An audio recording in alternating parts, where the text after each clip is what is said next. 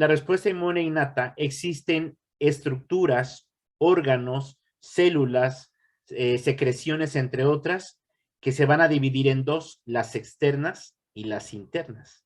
En las externas tenemos, por ejemplo, lo que es la piel, las mucosas, la microbiota, el pH, las secreciones, y las internas son básicamente, ¿qué cosa? Células, un conjunto de células que van a estar donde en la sangre.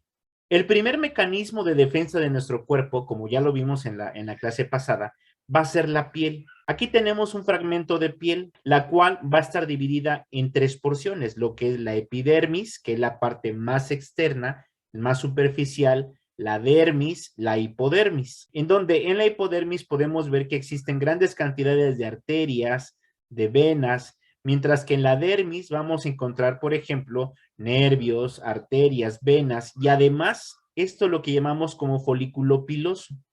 El folículo piloso va a ser la unidad fundamental de la piel, la cual va a estar conformada ¿por qué?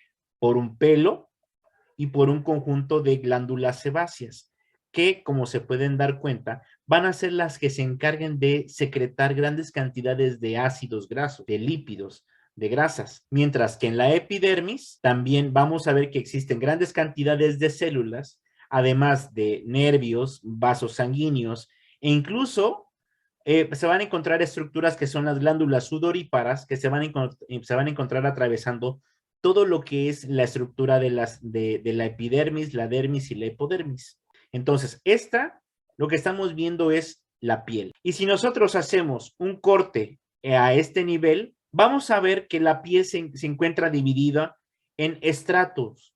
Es el estrato córneo, el estrato granuloso y el estrato espinoso y el estrato basal. A lo largo de la dermis, de la epidermis, perdón, que es la capa más externa, se van a encontrar grandes cantidades de células de la respuesta inmune. Y esto va a ser muy importante, como lo vamos a ver a continuación. Lo que estamos viendo aquí, es la parte de la epidermis. Y en la superficie de la piel se van a encontrar grandes cantidades de bacterias, las cuales van a estar ingresando incluso hasta el folículo piloso. ¿Y para qué se van a encontrar aquí, maestro Garibay? Pues obviamente, ¿por qué? Porque se van a encargar de mantener activas a estas células de la respuesta inmune. Se van a encargar de mantener activas a la respuesta inmune de la piel, de tal manera que si entrara aquí una bacteria patógena, inmediatamente esa respuesta inmune se activa y se activa de tal manera de que se empieza a eliminar esa bacteria patógena. Ahora, si se dan cuenta, aquí se encuentran estos polizones. Son los llamados ácaros que se encuentran, por ejemplo, en la ropa de cama. Los ácaros son macroparásitos y esos parásitos también pueden ingresar ¿a dónde? Hacia los folículos pilosos.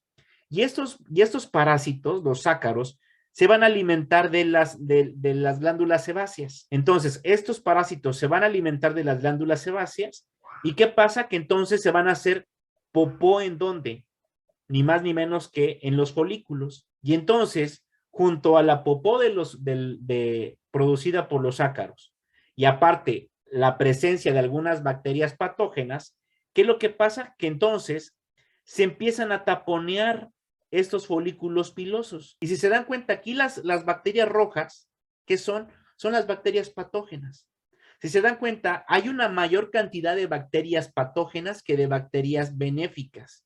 ¿Y esto qué significa? Que entonces hay una infección y entonces empieza a generarse una inflamación.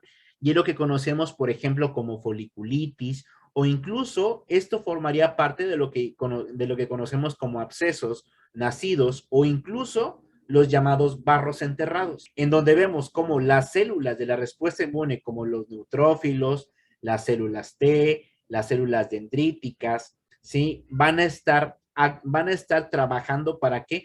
Para eliminar a estas bacterias patógenas. Entonces, imagínense, ¿qué es lo que estamos viendo? Que en la piel, debido a que es la parte más externa de nuestro cuerpo, es un sitio en donde se lleva a cabo la respuesta inmune. De tal manera de que incluso si entraran, por ejemplo, patógenos o incluso partículas alergénicas o alergenos, como por ejemplo polen, etcétera, estas van a ser reconocidas por las células de la respuesta inmune, como las células dendríticas. Y debido a que tenemos ramificaciones nerviosas, ¿qué es lo que vamos a sentir? Dolor, comezón, ardor. Y es lo que pasa, por ejemplo, cuando se dan las reacciones alérgicas, por ejemplo, con alergenos o incluso con tocar algunas plantas, por ejemplo, que nos causan escozor. Aquí vemos que esta persona tiene rojo la piel. ¿Por qué? Porque obviamente las células de la respuesta inmune actúan tratando de eliminar a estos patógenos, a estos alergenos. Y esto, por ejemplo, es en las primeras horas. Es decir, incluso hasta en los primeros minutos, esto se activa y esto puede permanecer incluso hasta las 12 o a las 24 horas. Que si se dan cuenta, aquí es donde se genera un edema. Es decir, cuando nos estamos rascando, por ejemplo, que nos estamos rasca y rasca y rasca y rasca y rasca, obviamente toda esa acción que se generó produce que se genere una inflamación o incluso se pueden llegar a formar vesículas. Entonces, ¿quiénes son los que se encargan de llevar a cabo este proceso? Las células de la respuesta inmune. Por ejemplo, las células dendríticas, los linfocitos T, macrófagos, entre otros.